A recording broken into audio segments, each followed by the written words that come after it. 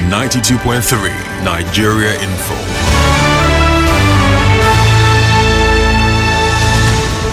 Good evening. It's Friday, 8th December 2023.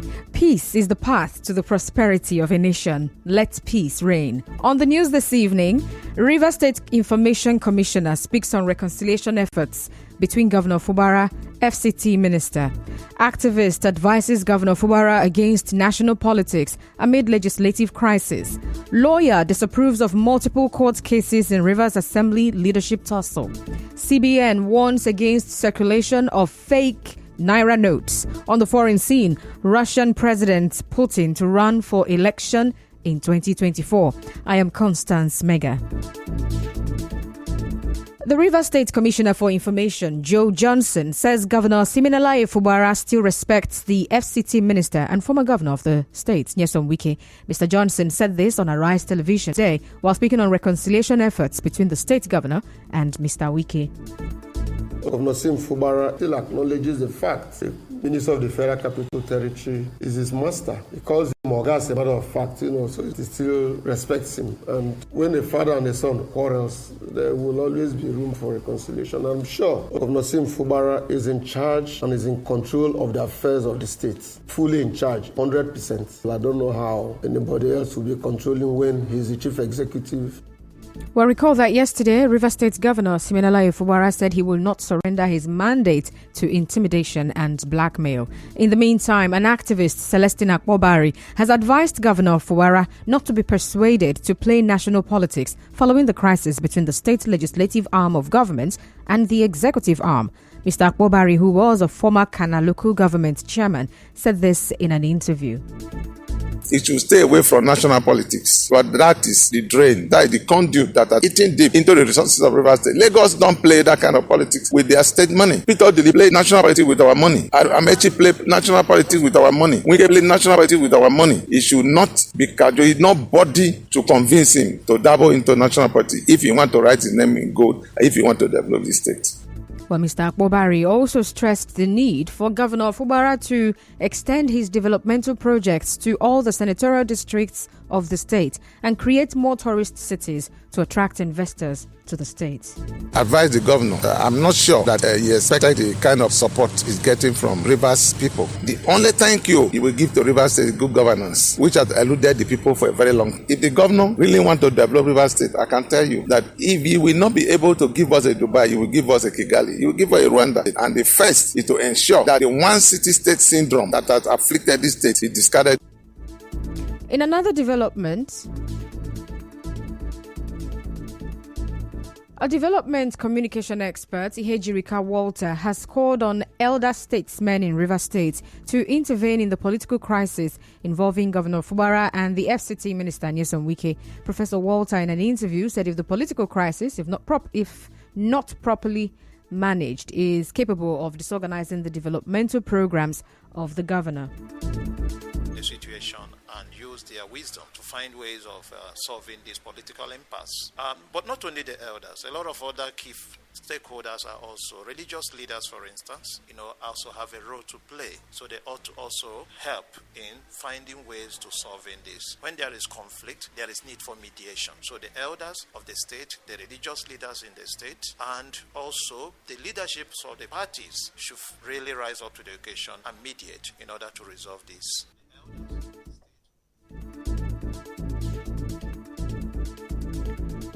A Port Harcourt-based human rights lawyer, Courage Nsirimovu, says it is disturbing that there are three different court cases involving the current leadership tussle in the Rivers State House of Assembly. Mr. Nsirimovu tells correspondent Sobi Oruwari that cases instituted on the same subject matter is an abuse of court process and politicians should not be encouraged to do so. Moving on, a socio-political organization, the Friends of Same Worldwide, Nkoro Kingdom in Opobo Nkoro, local government area of Rivers State, has joined to criticize the federal lawmaker Barry Mpigi over his comments against Governor Fubara during a media briefing. The organization in a statement said Senator Mpigi is doing his paymaster's bidding as he had earlier described Governor Fubara as a seasoned and invaluable team player. Now, the statement criticized Senator Mpigi for speaking ill of the governor, whom he said who they said has plans to revamp the state's economy, promote civil servants, prioritize their welfare, and place Rivers State for economic prosperity. The statement accused Senator Mpigi of not meeting with his constituents in all the 8 years of being in the Senate, and that the only secondary school in his village, Lumenebanga, in Tai local government area, is in a bad state. Now, the statement is signed by Tamono Benson, Adolphus Berewari, Samson Wilson, Jeremiah Deresoma Kondu, and Augusta Peterside. In other news now, the Correspondents' Chapel of the Rivers State Council of the Nigeria Union of Journalists, NUJ, is urging journalists in the state to turn out massively for this year's Correspondents' Week, also known as Press Week. Chairman of the Correspondents' Chapel, Amechi Okonkwo, and Chairman of the Central Organizing Committee, Ignatius Chukwu, in a statement, said the event is an opportunity for journalists in the state to sharpen their pens and contribute to the economic development of the state through promotion and interpretation of investment policies and activities. Well, the press week will begin on Monday and end on Sunday, 17th of December. Now, this year's theme is River State and the Quest for an Ideal Investment Climate, the Role of the Media. Still to come, CBN warns against circulation of fake Naira notes. Stay tuned. Jesus, yeah. We, the good people of Emohua local government area, wish